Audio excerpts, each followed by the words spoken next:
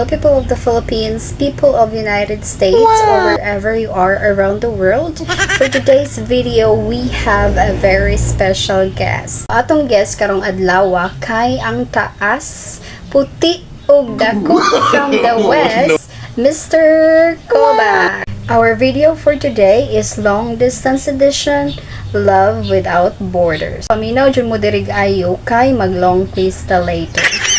Okay, so first question for you, Mr. Callback. What are the things that Filipina girls need to consider before dating a foreign guy, especially American guy?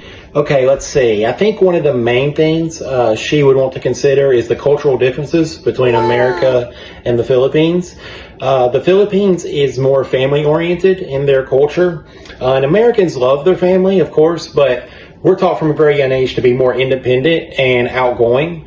So if a Filipino is dating an American, she shouldn't see it as some kind of red flag. If he doesn't see his family every weekend or every day, he may only go back to see his family on the holidays, like once or twice a year. And that's just a difference in culture that she should be prepared for, among many other cultural differences. But another thing would be the time difference. You're going to have to consider that you're going to have to make time for this person. So, because you guys are, I think, depending on where in America, you'd be 12 to 15 hours apart. So when you're sleeping, he's going to be working. Or when you're awake, he may be working or sleeping. So you'll have to make special time for each other to do things. So I think the cultural differences and the time differences are two of the big things you should consider. And the last thing I think a Filipino would want to consider is just the fact of being an LDR relationship. You're not with that person every day. There's a lot of, I get to see Chris once a year, for about 3 to 4 weeks until we get our visa and get her over here. But there's just a lot of things. You have to have a lot of trust in your partner, because you're not able to monitor them all the time. You have to have a lot of trust and faith and love, and you have to make time for each other. So just consider if you're ready for that kind of commitment in an LDR relationship, because it can be hard, not seeing your person every day. Or maybe they fall asleep and you don't hear from them for a couple hours and what they may be doing. So it's just a real commitment that you need to be ready for.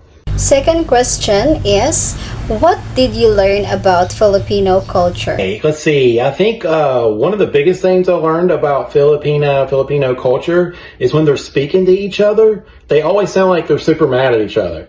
So I don't know what that's about, but no, I'm just mostly joking about that. But the biggest thing I've learned about their culture is the Filipinos are not always super direct with you about if maybe they're having a problem with you, or maybe they're a little irritated about something you're doing. They won't always tell you directly. Maybe they get quiet and they kind of space themselves from you a little bit. I think they call that tampooing, which is unique for their culture. So sometimes it can be a little harder to read them and how exactly they're feeling. But what I always do is I just try to talk to her directly and just ask her, if there's a problem, let's try to work it out. And so far, that's worked good for me.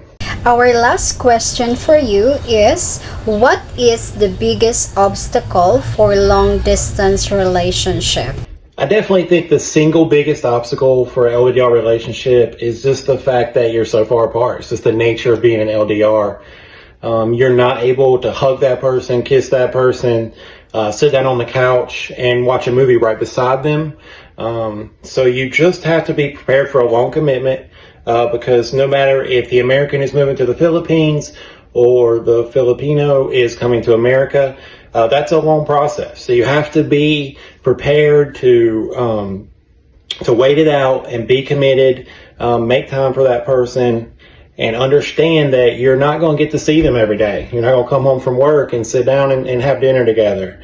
You can do that virtually on dates, but it's not the same. So you just have to be prepared for that long commitment. And I think it's important that you have a plan for one of you to move to the others, and you set steps for that plan and you follow through. So that way, you see the goal and you guys can go get it together. But yeah, definitely think that's the biggest obstacle for LDR relationships. Philippines, thank you again for watching. Ug karon kay gi-encourage ta mong tanan nga mag-leave og comment so mga pangutanan ninyo about long distance relationship. Himuan na siya namo og part 2, part 3 and so on. Thank you.